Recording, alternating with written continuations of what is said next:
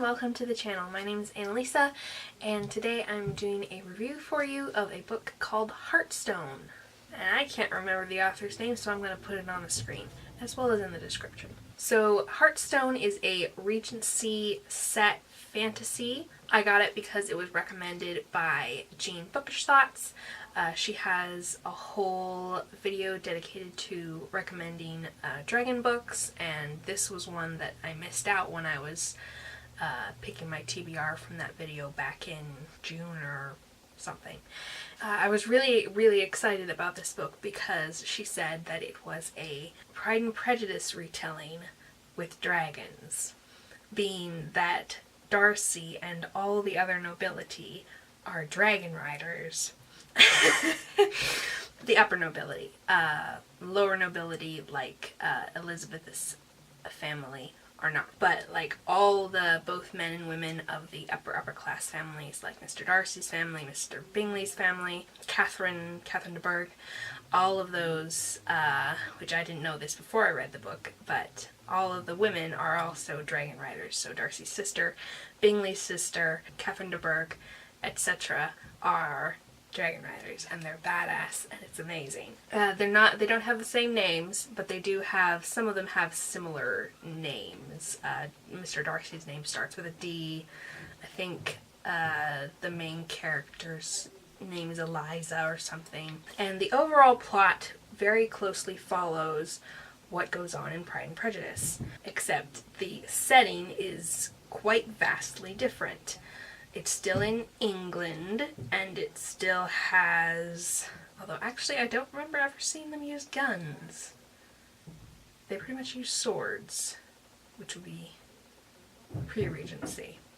But there's basically a lot more to the setting than there is to Pride and Prejudice. At least Pride and Prejudice kind of goes off you having a vague idea of the world as it was back then. So like there was lots of stuff in the real world going on and details that aren't really gone into in Pride and Prejudice, whereas because this world is an imaginary one, all the rules of magic and everything going on are imaginary, thus they have to come into the story more and be mentioned. And one of the somewhat frustrating parts of Heartstone is that you see snippets of so much magic and magical creatures. Like there's these little, are they gnomes? Garden gnomes, I think. And they have a whole society that that interacts with human society a little bit. And then there's all sorts of magical creatures like griffins and gorgons, I think. They're very much like gorgons, but I don't remember if they're actually called gorgons. And then there's a whole thing going on with the dragons, and there's a queen of dragons, and what they think of you matters, and so on and so forth, at least among the dragons. And there's the whole setup of the military, being all these nobility are dragon rider knights, and how they work within the government is clearly, the author has thought it out, but you don't get to learn very much about it. You get to just learn what you see of it from Eliza's point of view, which is good use of third person deep, whatever that POV is called, but you don't get to see as much as my curiosity was piqued. I would have liked to see more.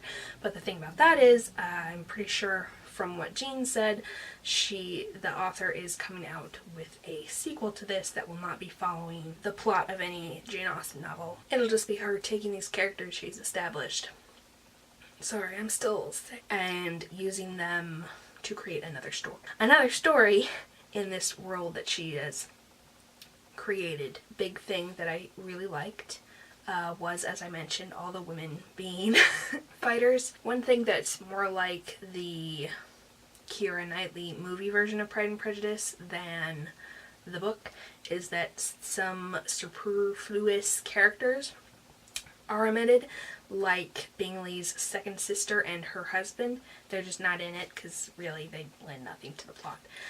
They're just realistic, or they would have been realistic in those times when that amount of family would hang out together. But because of all the women being warriors, Miss Bingley is much more likable in this version than in the normal version. She actually has some depth and some things going on and some stuff like that. And also we get to see more interesting stuff going on with Georgiana, who I don't think is named Georgiana, but her, and also Lady Catherine de Bourgh is not a horrible person. She's a lovely person. She's great. I love her. So that's a big positive. That adds a lot of fun. Another thing is there are multiple things in the original Pride and Prejudice story that are realistic to the times, but kind of upsetting in they're not a nice, wrapped up, everybody's happy type thing, and there are some things that you just wish would have gone better, that this person would have gotten more of their just desserts, or that this person would have ended up better, and would have had a happier ending, and so this author actually changes those things so that the nice people you like get a happier ending and the people you don't like get a worse ending. So there's a little bit of wish fulfillment going on there, and I actually really like that because various great authors have been inspired by not liking bits of another story where they thought, oh, this could have been so much better if it had just been done a little differently. Like Tolkien was inspired by, I think, some Shakespeare play where it apparently looked like there were trees coming to fight a war, but they were just men with tree branches. And so he was like, ugh, that's stupid. They should have been really trees coming to war. And so that's why he wrote the whole trees coming to eat the orcs thing. And I also do that in my own writing to an extent where I read something or see something in real life and I'm like, that could have been so much better. I'm going to write it where it's better. And so I really like being able to see an author do that. Sorry about my voice. Either my allergies are really bad, it is the fall, so sometimes that just happens, or I'm still sick from like 2 weeks ago. Anyway, one thing I will say is that the writing is such that you can clearly tell it's a first book for this author. Like, when I go back and read J.D. Robbs, if you have watched my videos, you know I love her. Her first couple of in-depth books, especially the first one, were of a vastly different quality than the one she's coming up with now, or even in the last, like, 5 years. So authors grow a lot from their first book to when they're really into it and have been doing it for years. So this one, actually the writing really reminds me of my own writing, of my main story that isn't the short stories I'm publishing right now, but my first and second draft of my novel-length story. This book reminds me so much of my writing style and how I would express and get across things.